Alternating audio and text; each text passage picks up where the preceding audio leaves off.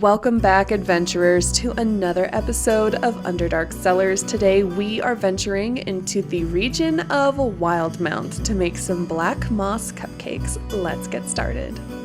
Let's start on our cupcake batter. So we're going to combine our flour, our granulated sugar, our cocoa powder, our baking powder, baking soda, and salt, and whisk this together until there are no lumps. To the dry ingredients, we are going to add our wet ingredients, which include 1 large egg, 2/3 cup of whole milk, and 1/3 cup of sour cream, along with 2 teaspoons of vanilla extract and 2 tablespoons of vegetable oil. We're going to whisk this together until there are no lumps.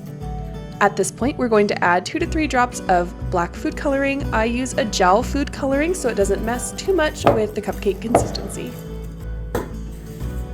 Alright, so in a cupcake tin, I'm going to put down 12 cupcake liners and fill each of the cupcake liners 2/3 of the way full. I did this one at a time, starting with about 1/4 cup in each cupcake liner and then topped off as necessary.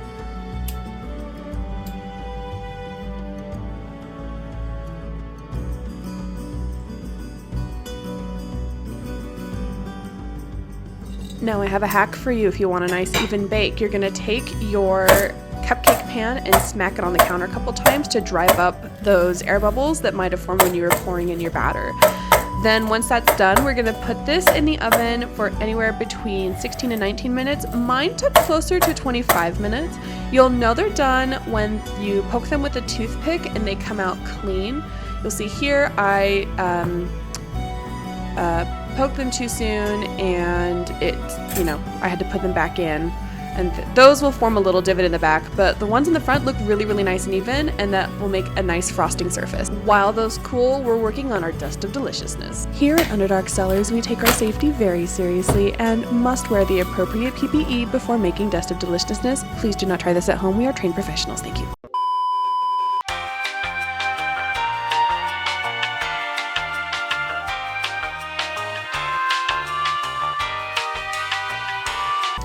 Moving on, we are going to make what the cookbook calls, quote, moss cookie crunchies. So in order to do that, we are going to take some vanilla wafers, put those in a gallon Ziploc bag, and crush those until they are a fine sand-like consistency. You will notice I did not achieve that. That is because I forgot. So we're going to put those in a bowl along with some brown sugar, our matcha powder, that's where we're going to get that green color, and some melted butter.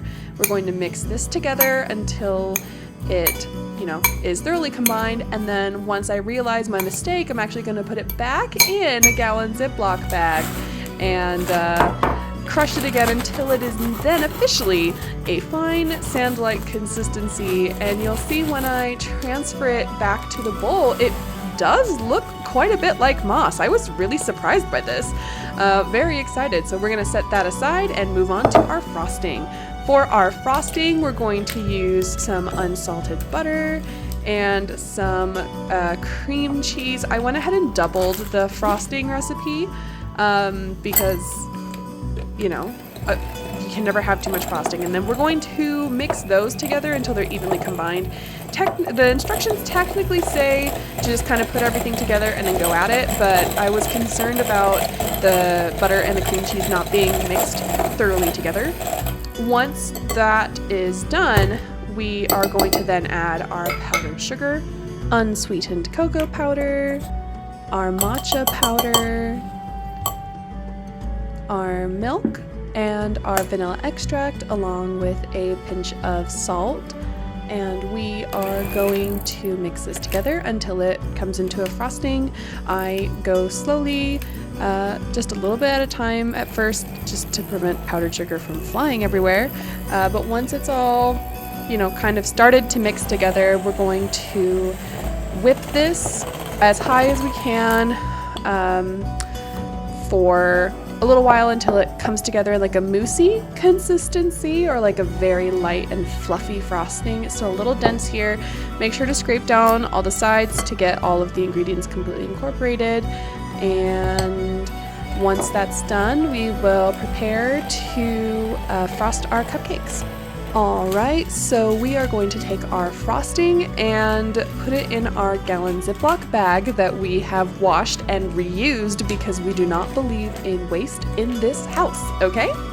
And we're going to take that frosting and smush it all the way into the corner of the gallon Ziploc bag, trying to get rid of any air bubbles because we don't want the frosting to kind of spatter all over the place and make a mess. I don't want to clean up messy frosting. And then with a little bit of pressure, we are going to try and evenly dispense the frosting, but honestly, it's a cupcake. If the frosting is not evenly distributed, if there is a little more on one cupcake than there are on the others, it's not the end of the world because it is a cupcake and frosting is delicious. Once everything has been dispensed, we're going to take an offset spatula and just spread the frosting around and, you know, just frost the cupcake. It's not that difficult. It doesn't have to be perfect because we are going to make these look like they're covered in moss here in just a second. To finish the cupcakes is really quite simple. We're going to take the cupcake and kind of just roll it all over in those moss cookie crunchies, and then if you see any spots that didn't take well, just press it in with your fingers and that's it.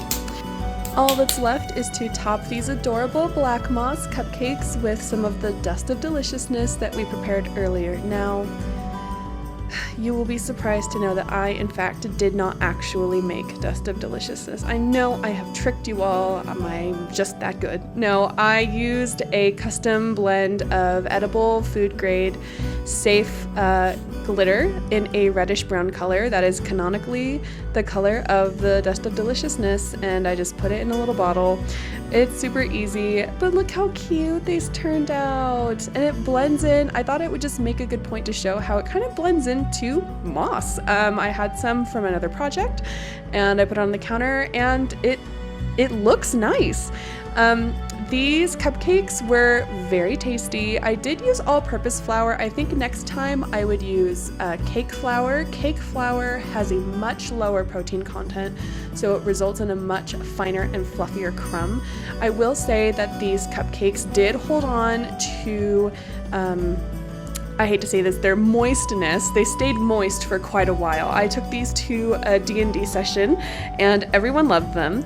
The frosting was very pleasing. I thought the cream cheese was an important element, but I was also pleasantly surprised by how refreshing the matcha powder was with the chocolate. That is not a pairing I have had before. It can have some grassy notes to it, but I thought it really brightened everything up. I will definitely make these again. I also had the thought that it would be absolutely adorable to make this for like a birthday cake and then put some like little mushrooms or like a frog on top. Just ideas I have for other things, but these were so good. I actually think these are one of my favorite recipes I've made from Exquisite Exandria thus far. I would highly recommend you make them. Always make extra frosting, just because you want to make sure these are thoroughly frosted, but these were so cute. Well, I hope you enjoyed this episode as much as I did. If you have any questions or comments, leave them down below. I'd love to hear from you. I would love to know what your favorite flavor of cupcake is, or if you think there'd be anything good to go in as like kind of a filling in these cupcakes. You know, we can do that too. That being said, please sure to like this video if you liked it. Share it with your friends. Please subscribe and ring the bell so that you are notified when new videos come up. And I will see you next time, adventurers. Take care and bye-bye.